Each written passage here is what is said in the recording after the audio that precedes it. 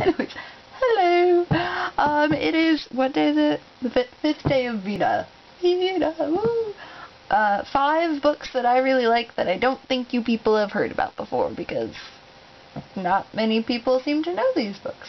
So this is the last lecture by Randy Pausch. Here, let's see if you can see that. Hey! Yay! And it's a really cool little book. It was actually a lecture that he gave, and I watched it too, and then I liked it so much that I wanted to buy it as a book. It has those funny perforated pages that are like cut weird. Yeah, why? I don't... Okay. And he, like, I don't know really how to talk about this book. I just know that it's really wonderful. Good things are in this book, and you should read it. Or go watch the video. It's like 2 hours long or something, but it's really good. I know some of you have checked it out before, so it may not be as not well known as some of these other ones. So yeah, here's book 1. And it's small, so it's easy to read. Another cool small book. This one looks cooler because it's like two-toned. What? It's blue. This is How Shakespeare Changed Everything by Marche. I don't know, but like, it's by this guy. It's called How Shakespeare Changed Everything. It's basically a bunch of tiny entries about cool things that we have in life because Shakespeare.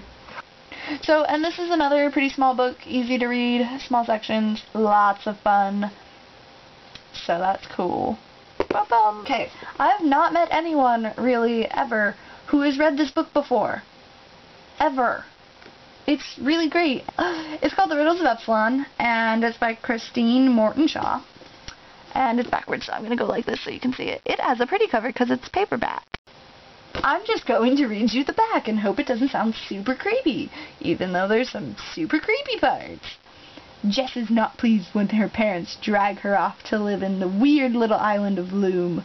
But then she encounters an eerie presence in an abandoned cottage, because you obviously need to explore those things, guys. Abandoned cottages, yeah. And her anger turns to fear when it begins to lead her through a series of creepy riddles. I love the riddles, by the way, they're super great. But as she slowly unravels the mysteries of Loom, she finds the writings of Sebastian, I like that name, a boy who lived 100 years ago, and whose life contains unsettling reflections of her own. To her horror, the dangers he unearthed in 1894 now begin to threaten Jess and her family. Dun dun dun! Ellipses for dramatic effect. And if Jess does not unlock the riddles in time, she may lose her mother forever. Okay, why is it always the moms? Like, dads in stories, they just get, like, killed in war sometimes or something. But moms are always the victims of terrible crimes. Oh no, if we don't fix this, Mom. So this book is awesome and weird, and I love it. And it's got a pretty cover, and it looks like it has little runes and things. Okay, so there's that one. This one is called The Book of Lost Things by Connolly, and it's actually so cool. Well, here's what it looks like. It's really cool. Look at this neat picture.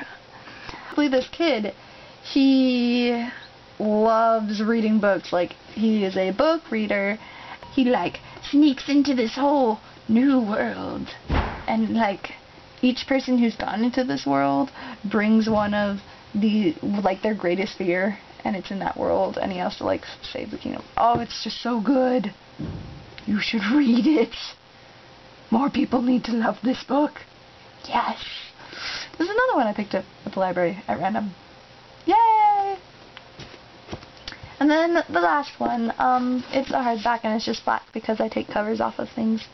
But it's The Lost Gate, and it's by Orson Scott Card. And there's another book in this series, but I haven't read it yet.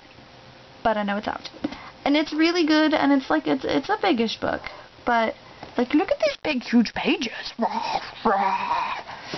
It's a really great book, though. It's a new take on some sort of fantasy, sci-fi type things. It's done by Tor, so, like, there's sci-fi in there. But you have, like, some fun mythology that pops up, and I love mythology. It's should read it. It's got a great sense of humor too. I really like it. And I don't know if anybody has read this book. So if you want to read something interesting and different, there's The Lost Gate by Orson Scott Card. If you love books and like weird stuff and books, The Book of Lost Things by John Connolly is really cool. If you like creepy, weird, confusing stories, The Riddles of Epsilon by Christine Morton-Shaw is super amazing. Woo, woo. I'm so weird. And if you like reading smaller little chunky things, like about Shakespeare and non-fiction ideas and stuff, How Shakespeare Changed Everything by Stephen Marche is super awesome. I likes it. I'm so glad I found that book at random. And then if you want something kind of like inspiring and just happy and sad and gives you lots of feels, and it's just really great, The Last Lecture by Pausch. So these are 5 awesome books that I love that I don't think very many people know about or have read before, and I think they're great. And if you have time and you're looking for something to read, see if your library's got them, or go buy a book, because books, yay!